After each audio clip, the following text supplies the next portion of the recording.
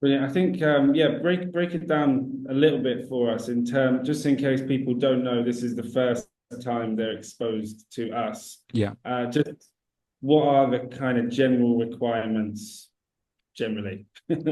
So if we're talking about kind of the paid jobs of teaching abroad as a graduate job, sort of for a longer term, in the countries we work with, it tends to be that you have a degree, you got a TEFL certificate, and you've got a clean criminal background. So that's the kind of the core three.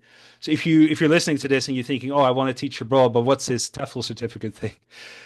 It's not there's not that much to it in terms of this. I mean, there's an array of different TEFL courses online. We work with TEFL UK, who are a great company. They're super reliable. They're really well accredited. You can go on this course and work anywhere really well. But I would say the course probably isn't 120 hours. It's close to maybe 10 hours.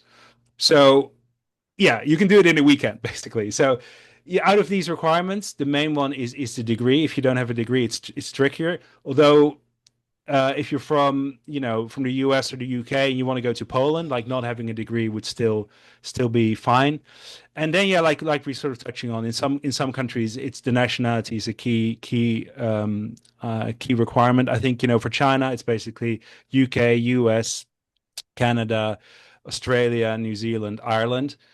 South Africa is technically on that list, but I'm finding it recently it's harder for South Africans in China. So that's kind of somewhere in between. But if you're not from any of those places, China wouldn't work out.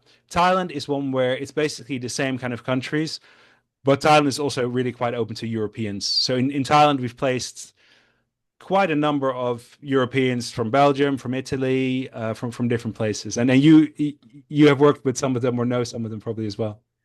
Yes, yeah. I mean, Thailand is definitely more open than China, I think. And I think if you are potentially Filipino, there are definitely many, many Filipino teachers in Thailand, just in case there are any Filipinos watching. Exactly. Yeah. We can't place Filipinos in Thailand very easily at the moment.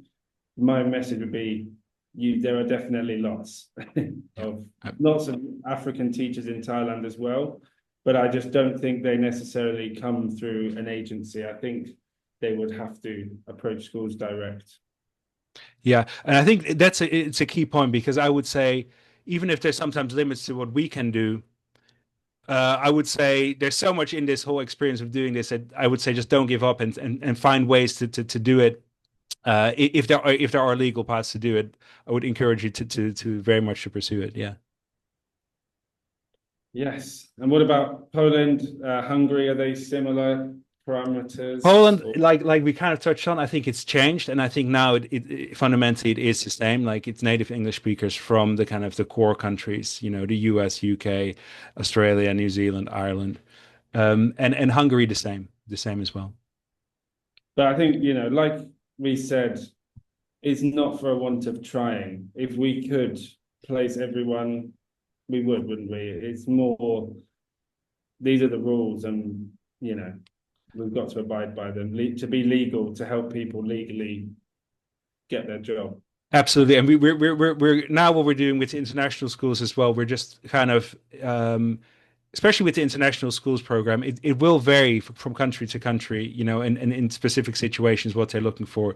So we're looking, especially with the international schools, for places where there is that flexibility, where they're all open to people from all nationalities as well. So yeah, definitely don't give up. Stay tuned, and if you're on LinkedIn, like get in touch, with me, and we do a lot of vacancy posts. So we're looking to offer everyone opportunities for sure.